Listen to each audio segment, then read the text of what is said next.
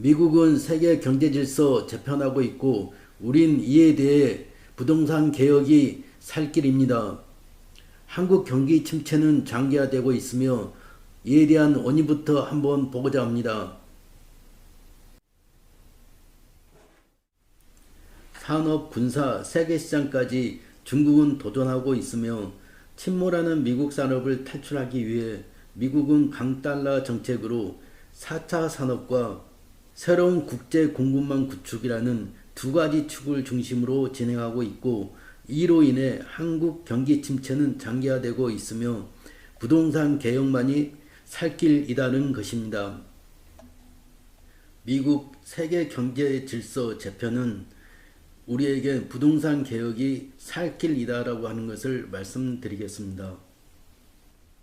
미국은 패권 국가의 축인 기축통화와 군수산업 약달러 정책을 전통적으로 취해왔습니다.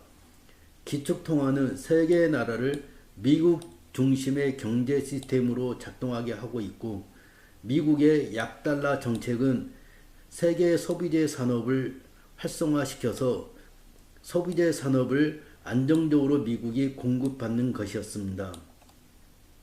유럽, 한국, 중국의 성장은 이를 바탕으로 하는 것이었고 특히 중국의 소비재 산업을 바탕으로 한 성장은 미국에게 위협이 되고 있습니다. 대중무역 적자는 관세율을 높여도 매년 적자 증가하고 있고 군사 분야까지 위협받고 있습니다.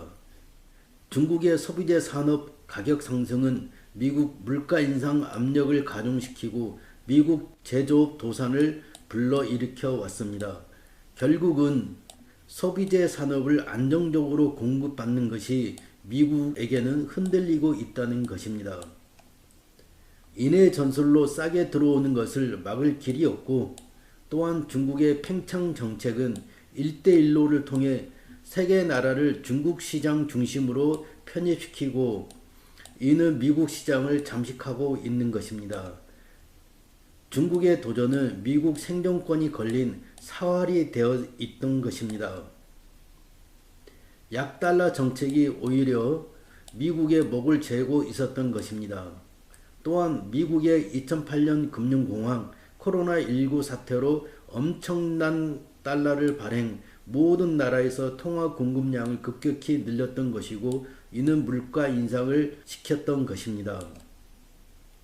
미국은 중국의 도전 앞에 사활이 걸린 문제가 되었고 1급 패권주의를 유지하기 위해서 확실한 우위를 따라올 수 없는 세계 경제 시스템을 새로 재편하는 것밖에 없는 것입니다. 그건 4차 산업혁명을 통한 세계 재편하는 것이고 인해 전술로 오는 값싼 노동력과 제품, 노동 집약 산업을 대신해서 4차 산업을 통한 확실한 기술 우위를 갖는 제조 산업을 갖추는 것입니다.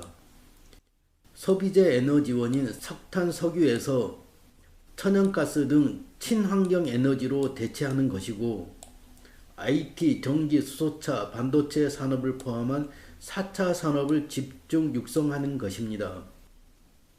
이 과정에서 알루미늄, 배터리, 니켈, 리튬, 코발트, 망간, 태양광, 구리, 화석연료에 대한 수요로 인해 가지고 원자재 가격 상승은 물가 인상과 금리 인상을 야기했던 것입니다.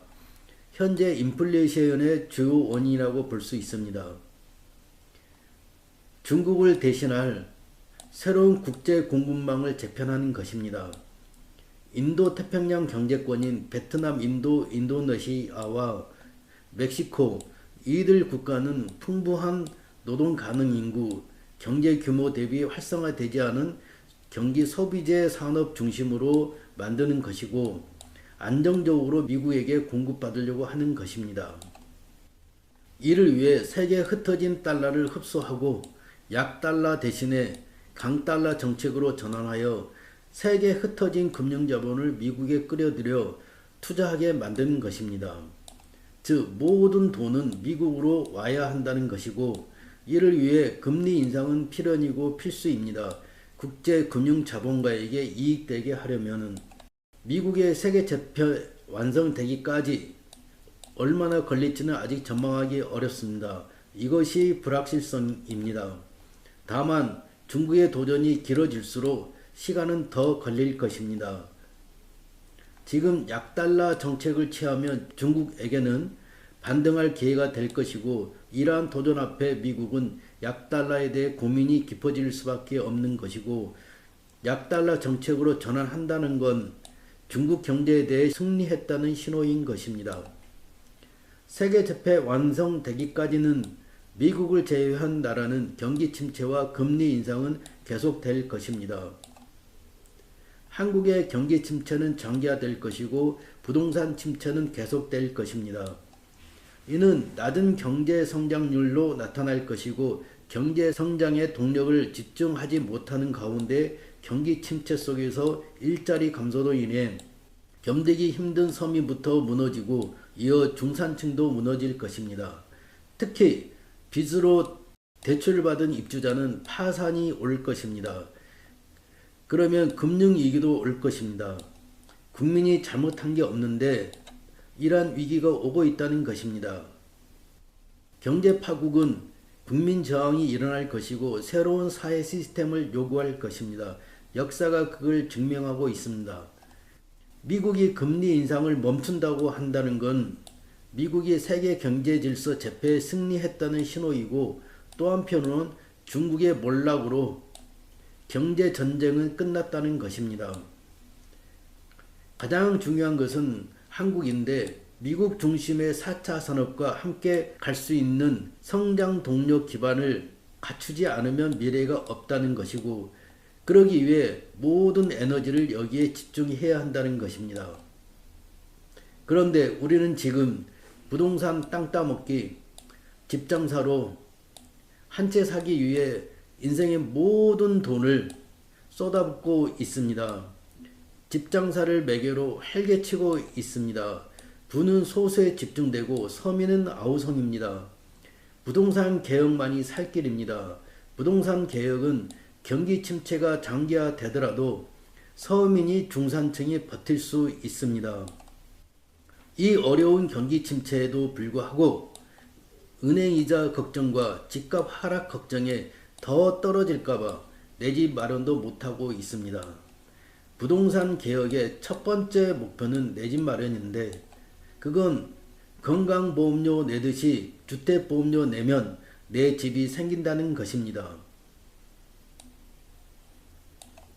주택보험료 납부, 국가 개입, 정부 주도, 공공개발을 해서 분양평수 24평에서 30평대를 국민에게 공급한다는 내용을 포함한 주택 공급과 국민 삶 안정을 위한 아파트 특별법 같은 것이 있으면, 제정되면 모든 국민은 평생 집 걱정 안 해도 됩니다.